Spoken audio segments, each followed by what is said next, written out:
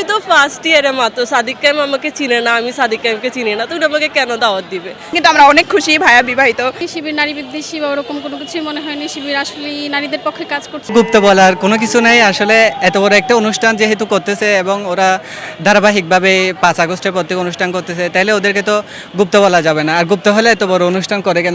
যদিও এখানে সবাই লিখছে, এটা তো একটা ইয়ার্কি সিস্টেম করে লিখছে আর কি। সামনে দিয়ে যখন চলে আসছিল ভাইয়া, তখন আমি অটোগ্রাফ নেওয়ার জন্য দৌড়াই গিয়েছি। আসলে আমি অত বেশি উত্তেজিত না কোনো বিষয়ে, কিন্তু আমার বান্ধবীরা আমাকে বলছে যে তুই এই বিষয়ে কেন এত উত্তেজিত? কারণ আমি ভাইকে সম্মান করি, আমাদের ভিপি, এই সম্মানের জায়গা থেকে অনেক বেশি ভালো লাগা কাজ করছে সাইনটা নিয়ে। ব্যাস, কিছু বলার নাই, এটা তার ব্যক্তিগত জীবন, অবশ্যই তার ইচ্ছা। এখন আমাদের তো কিছু বলা থাকতেই পারে না, কিন্তু আমরা অনেক খুশি ভাইয়া বিবাহিত, এখন ভালো একটা জীবন লিড করুক, এটাই চাই।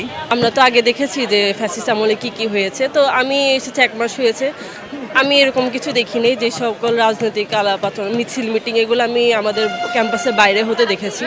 আর আমি আগামী 5 বছরে এটা আশা করি। এখন সামনের ডাকসুতে তো আমাদেরকেই ভোট দিয়ে একজন ভালো প্রতিনিধিকে নিয়ে আসতে হবে, তো সামনের সময়টা আর কি আমাদের উপর নির্ভর করছে, আমি এটা মনে করি। গুপ্ত টুপ্ত এগুলো ট্যাগিংয়ের রাজনীতি আসলে যারা করতে চায় তারা তো করে, আমি এসব দেখি রে এখনো শিবিরের পক্ষ থেকে।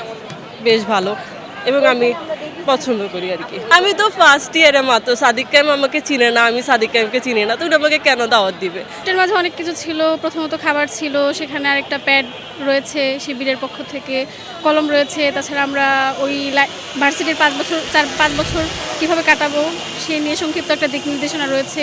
তাছাড়া একটা ব্যাগ পেয়েছি, তাছাড়া কোরআন শরীফ পাইলাম, এই তো এত কিছু পেলাম এবং খুবই ভালো লাগছে গিফটগুলো পেয়ে। এই শিবির নারী বিদ্বেষী বা ওরকম কোনো কিছুই মনে হয়নি। শিবির আসলে নারীদের পক্ষে কাজ করছে। আমরা চাচ্ছি আসলে সবাই একটা ভালো জীবন চায়, একটা নিরাপদ জীবন চায়।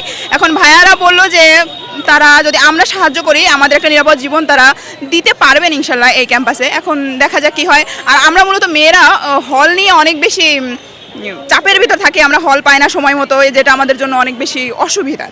আর আমাদের বাইরে থাকার খরচটাও, যেহেতু আমরা প্রত্যন্ত এলাকা থেকে আসি, আমাদের মাঝারি পরিবার। এখন ভাইয়েরা বললো নাকি হলের ব্যবস্থা করছে, এখন দেখা যাক কতটুকু বাস্তবায়ন হয়। আমরা আশা রাখছি ইনশাল্লাহ ভালো কিছুই হবে, ভালো একটা জীবন চাই ক্যাম্পাসে। এটা তো আমি পার্সোনালি এখনো জানি না তারা গুপ্ত নাকি, তবে অনেকেই বলে সেটা তাদের মতামত, আবার অনেকে বলে তারা প্রকাশ্য করে, সেটা তাদের মতামত, কিন্তু আমার কোনো মতামত এই বিষয়ে নাই।